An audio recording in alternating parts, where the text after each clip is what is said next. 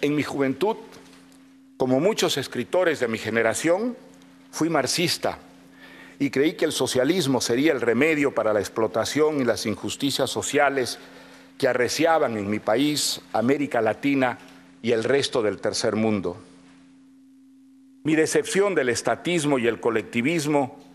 y mi tránsito hacia la democracia, hacia el demócrata y el liberal que soy,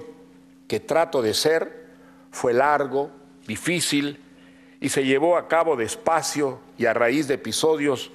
como la conversión de la Revolución Cubana, que me había entusiasmado al principio,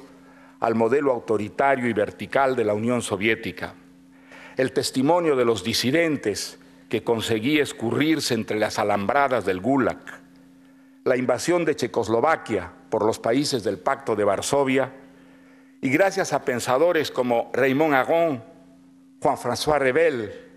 a Isaiah Berlin y Karl Popper, a quienes debo mi revalorización de la cultura democrática y de las sociedades abiertas. Esos maestros fueron un ejemplo de lucidez y gallardía cuando la inteligencia de Occidente parecía, por frivolidad u oportunismo, haber sucumbido al hechizo del socialismo soviético o, peor todavía, al aquelarre sanguinario de la Revolución Cultural China.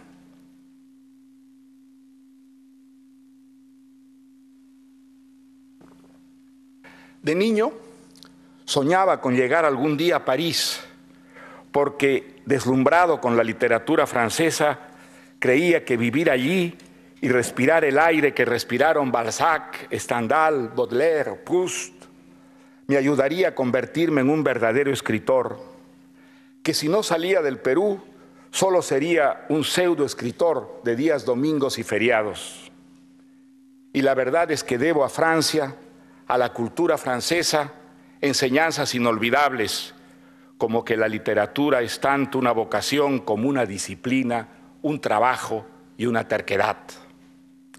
Viví allí cuando Sartre y Camus estaban vivos y escribiendo, en los años de Ionesco, Beckett, Bataille y Cioran, del descubrimiento del teatro de Brecht y el cine de Ingmar Bergman, el TNP de Jean Vilar y el Odeón de Jean-Louis Barrault, de la Nouvelle Vague y Le Nouveau Roman, y los discursos, bellísimas piezas literarias de André Malraux, y tal vez el espectáculo más teatral de la Europa de aquel tiempo, las conferencias de prensa y los truenos olímpicos del general de Gaulle. Pero ¿acaso lo que más le agradezco a Francia sea el descubrimiento de América Latina?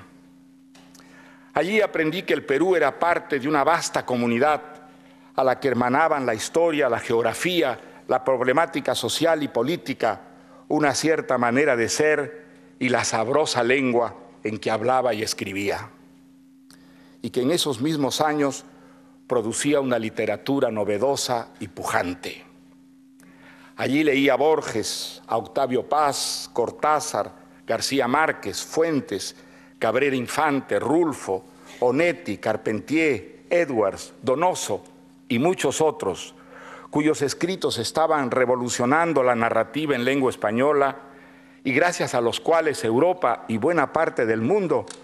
descubrían que América Latina no era solo el continente de los golpes de Estado, los caudillos de opereta, los guerrilleros barbudos y las maracas del mambo y el cha-cha-cha,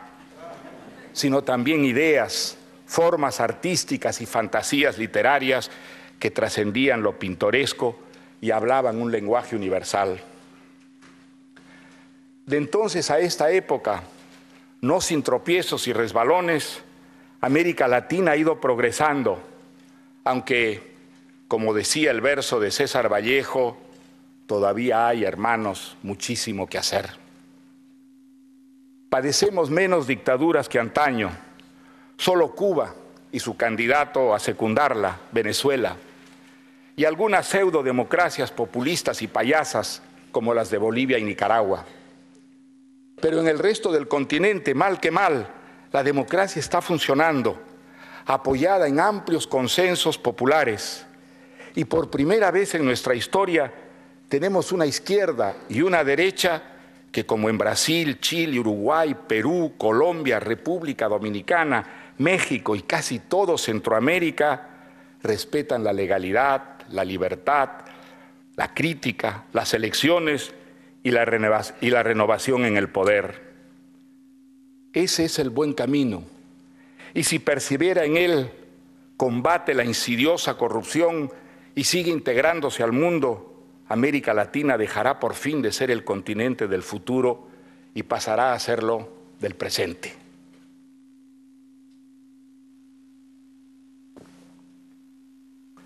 Nunca me he sentido un extranjero en Europa, ni en verdad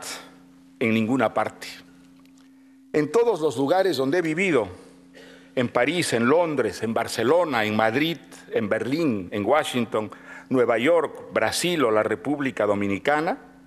me sentí en mi casa. Siempre he hallado una querencia donde podía vivir en paz y trabajando, aprender cosas, alentar ilusiones, encontrar amigos, buenas lecturas y temas para escribir. No me parece que haberme convertido, sin proponérmelo, en un ciudadano del mundo haya debilitado eso que llaman las raíces, mis vínculos con mi propio país, lo que tampoco tendría mucha importancia. Porque si así fuera, las experiencias peruanas no seguirían alimentándome como escritor y no asomarían siempre en mis historias,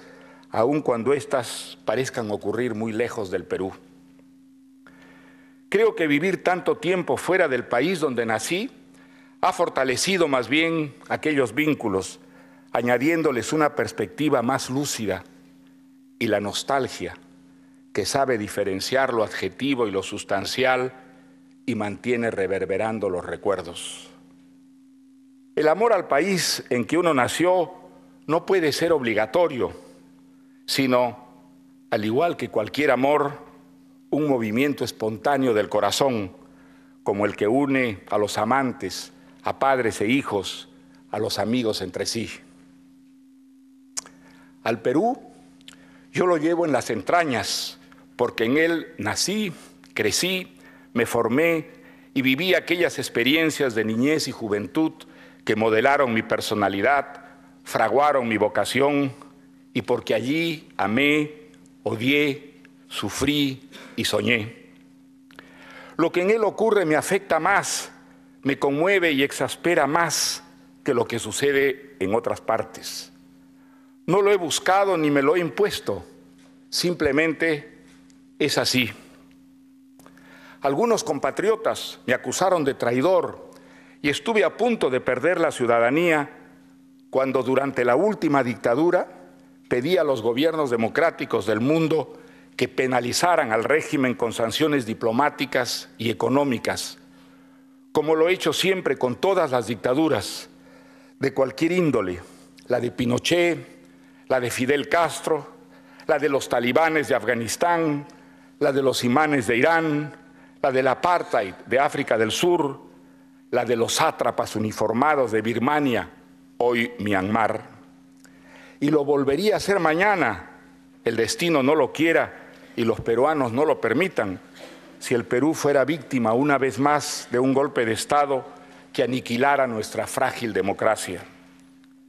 Aquella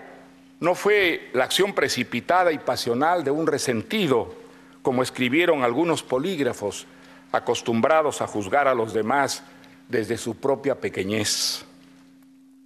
Fue un acto coherente con mi convicción de que una dictadura representa el mal absoluto para un país, una fuente de brutalidad y corrupción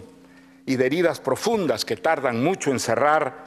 envenenan su futuro y crean hábitos y prácticas malsanas que proliferan a lo largo de las generaciones, demorando la reconstrucción democrática. Por eso, las dictaduras deben ser combatidas sin contemplaciones